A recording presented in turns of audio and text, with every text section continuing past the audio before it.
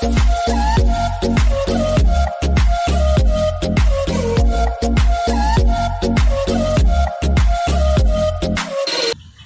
Friends, welcome to ராசி tips. எல்லோரும் எப்படி இருக்கீங்க? நல்லா இருக்கீங்களா? இன்றைக்கி நம்ம சேனலில் என்ன பார்க்க போகிறோன்னா, தீபாவளிக்கு மட்டும் இல்லை, எப்போதுமே நம்ம வீட்டில் முறுக்கு சுடும் போது முறுக்கு நல்லா பொறுன்னு டேஸ்ட்டாக இருந்தால் எவ்வளோ சூப்பராக இருக்கும். அதுக்கு அரிசி எவ்வளோ எடுக்கணும், உளுந்து எவ்வளோ எடுக்கணும், எப்படி பக்குவமாக மாவு பிசைஞ்சு முறுக்கு சுடணும், எப்படி செஞ்சால் டேஸ்ட்டாக கிடைக்கும் அப்படிங்கிறது தான் இன்றைக்கி நான் உங்களோட ஷேர் பண்ணியிருக்கேன். ஃப்ரெண்ட்ஸ், இதில் நிறைய டிப்ஸ் இருக்குது. வீடியோவை ஸ்கிப் பண்ணாமல் மிஸ் பண்ணாமல் பாருங்கள். முறுக்குக்கு மாவு அரைக்கிறதுக்காக நான் ரேஷன் பச்சரிசி தான் எடுத்திருக்கேன். நீங்கள் ரேஷன் பச்சரிசி வேணான்னு நினச்சா கடையில் கிடைக்கிற பச்சரிசி கூட வாங்கிக்கலாம். ஃபஸ்ட்டு அரிசியை அதில் கல் நெல் இல்லாத அளவுக்கு பார்த்து சுத்தம் பண்ணி வச்சுக்கோங்க. எப்போதும் அரிசியை எப்படி அலசுவோமோ அந்த மாதிரி அலசிட்டு ஒரு பெரிய துணியை விரித்து அந்த துணியில் நம்ம அலசி வச்சுருக்கிற அரிசியை போட்டு இந்த மாதிரி தண்ணியெல்லாம் நல்லா காயிற அளவுக்கு வச்சுருங்க. அரிசி நல்லா காயணும். அதில் கொஞ்சம் கூட ஈரத்தன்மையே இருக்கக்கூடாது. ஈரத்தன்மை இல்லாத அளவுக்கு நல்லா காயட்டும். காஞ்சதுக்கப்புறமா நம்ம எடுத்து வச்சுக்கலாம். இப்போ நமக்கு அரிசி ரெடியாக இருக்குது. அடுத்ததாக நான் முறுக்குக்காக உளுந்து தான் எடுத்திருக்கேன். உளுந்தை பொறுத்த வரைக்கும் நல்லா பிராண்டடாக இருக்கிற மாதிரி பார்த்து வாங்கிக்கோங்க. இதை லைட்டாக அடுப்பில் வச்சு வறுக்க போகிறோம்.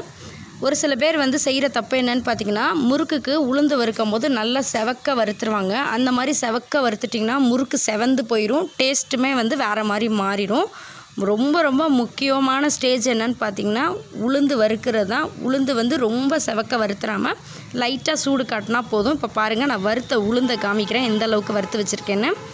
பாருங்கள், கலர் கூட சேஞ்ச் ஆகலை. உளுந்து அப்படி தான் இருக்குது. அதில் உள்ள அந்த பச்சை ஸ்மெல் மட்டும் போகிற அளவுக்கு நம்ம வறுத்து வச்சுருக்கோம். இந்த ஸ்டேஜ் ரொம்ப முக்கியமான ஸ்டேஜ். ஃப்ரெண்ட்ஸ், கொஞ்சம் கவனமாக உளுந்து வறுக்கும் போது மட்டும் கொஞ்சம் கவனமாக பார்த்து வறுத்துக்கோங்க. அரிசி உளுந்து எந்த அளவில் எடுக்கணும்னு பார்த்தீங்கன்னா, பச்சரிசி 1 கிலோ எடுத்திங்கன்னா 1/4 கிலோ அளவுக்கு உளுந்து எடுத்துக்கோங்க. இதுவே நீங்கள் அளந்து போடுற மாதிரி இருந்தீங்க, படிக்கணக்காக இருக்கட்டும், இல்லை டம்ளரில் பவுலில் அளக்கிற மாதிரி இருந்தீங்கன்னா 4 பங்கு அரிசிக்கு 1 பங்கு அளவுக்கு உளுந்து சேர்க்கணும். 4க்கு 1 அதுதான் சரியான அளவு. இந்த அளவில் போடும்போது தான் முறுக்கு நல்லா டேஸ்ட்டாகவும் சாப்பிட்றதுக்கு பொறுன்னு ரொம்ப ருசியாக இருக்கும். நம்ம காய வச்சுருக்க அரிசியையும் வறுத்து வச்சுருக்க உளுந்தையும் இந்த மாதிரி ஒன்றா கலந்து வச்சுருங்க.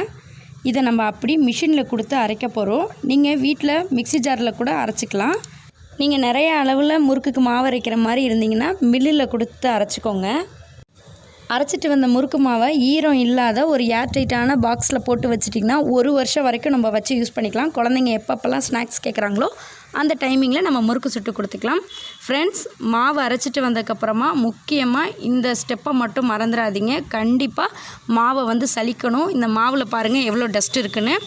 இதை சலிக்காமல் நீங்கள் அப்படியே முறுக்குக்கு மாவு பிசைஞ்சிட்டிங்கன்னா அதில் இருக்கிற அந்த டஸ்ட்டெல்லாம் எண்ணெயில் முறுக்கு சுடும் போது டப்புன்னு தெறிக்க ஆரம்பிச்சிரும். அதுக்காக எப்போதுமே சலித்து வச்சுருங்க. சலித்து நீங்கள் ஸ்டோர் பண்ணி வச்சுக்கிட்டிங்கன்னா 1 இயர் வரைக்கும் ஸ்டோர் பண்ணிக்கலாம். இந்த தீபாவளிக்கு நம்ம சேனலில் ஆல்ரெடி முறுக்கு வீடியோ அப்லோட் பண்ணியிருக்கோம்.